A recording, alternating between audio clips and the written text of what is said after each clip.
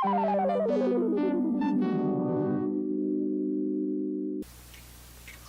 hello. I didn't see you there. Hold on, allow me to check the time. Oh, it's that time again, boys and girls. It's time to... No, that can't be right. Hold on. Now, we must find a particular venue to educate young minds. Follow me. This will be nicely. Ah, seems to be locked.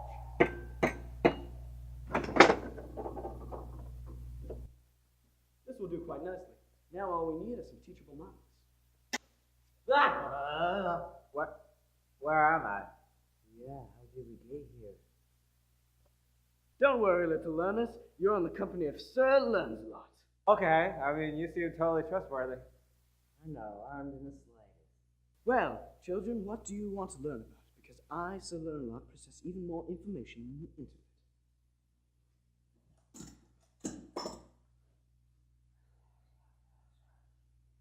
We want to learn about propaganda and conscription in relation to Canada in World War I. That is an oddly specific request, but I shall oblige you. Yeah, right! Yay, learning. Propaganda ensured that the people only get to know what the government wanted them to know, to ensure that everybody thought in the way the government wanted to. All forms of information were controlled. Many posters were put up attempting to change how civilians of Canada thought about the war and what they perceived about the war.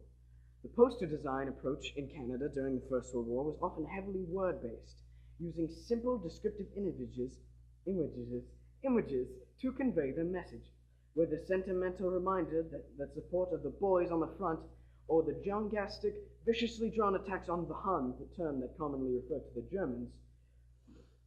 Now, in the newspapers, there were often lies printed about how well the war was going, to make sure that the citizens of Canada did not panic.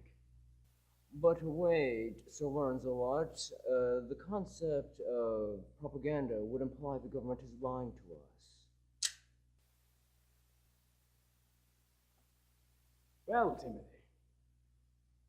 That's not my name. Whatever, Jeremy. Propaganda can be a very important tool so that many people in the public do not panic and are motivated to support their country. If that involves a couple of mistruths, I believe the means justify the ends. The Canadian government censored letters sent by soldiers from the war if the details of the horrors of war, such as the conditions in the trenches and the terrible, terrible losses and frank disregard for life on the front, was too extreme. Now I understand propaganda is something that could be used to help public morale and their perception of the war to help the soldiers overseas. Good job, Brendan. That is exactly why we use propaganda. My name is Jonathan. Whatever, Billy. Now, let's talk about conscription. Yay, learning! Now, conscription is when you get back from your doctor and he's prescribed you some medicine, so you go to the pharmacy. Sir Learnsalot, I don't think that's right. Yeah, isn't conscription when the government drafts all able-bodied men into the army and replenishes their troops and increases the size of their army? Well, since you two know so much about conscription, how about you teach the class? Okay, first of all, what is conscription? Conscription is a recruiting system that ranks the population of men by age. Robert Bourne traveled to Great Britain to discuss the continuation of the war. From here, he developed an understanding of what steps must be taken in order to win wartime battles. It eventually convinced him on how important it was to establish a form of forced conscription to compensate for a lack of troops and losses. So came the Military Service Act on May 18, 1917, a bill that would make it compulsory for men to enlist in the army, basically giving them no choice in the matter. Most English-speaking Canadians felt a great sense of nationalism towards the war and were determined to contribute their part even before conscription was introduced, though many of the French Canadians felt no attachment to the war or Britain itself. The Military Service Act was passed in the House of Commons on July 24, 1917, due to the support of predominantly most of the English-speaking members of Parliament.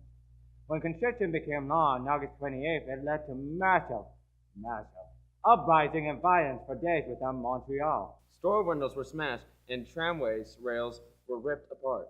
Many police officers were called to service in an attempt to disperse the anarchy, which unfolded, leading to 4 being wandered. member of the crowd being killed. But it did not stop here, for this was only the beginning.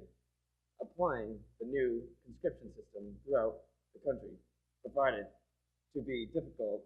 A riot broke out in Quebec City, killing 4. An outcry was heard from small business owners such as farmers whose sons were called to duty who were essential for tending and laboring the farms, most of which could not be done by one man. Many farmers, union heads, and pacifists opposed the idea, but had no way of changing the government's opinions or even truly being heard. And so, in the end, conscription caused a large amount of Canadians to be very displeased with the government. One of the worst consequences of conscription was the brutal divide in form between English-speaking Canadians and French-speaking Canadians. That divided can even be felt today. That was wonderful. You two have made me so proud. Quickly, there is something I must do. Now, I name you Peter, my first squire of learning. My name's not... Shh! This is a special time. Now, Jeremy, I name you my second, yet no less important squire of learning. Together, we shall teach the world. He can shoot, don't take nothing from nobody. Oh, he's black. Learning! Damn that thing!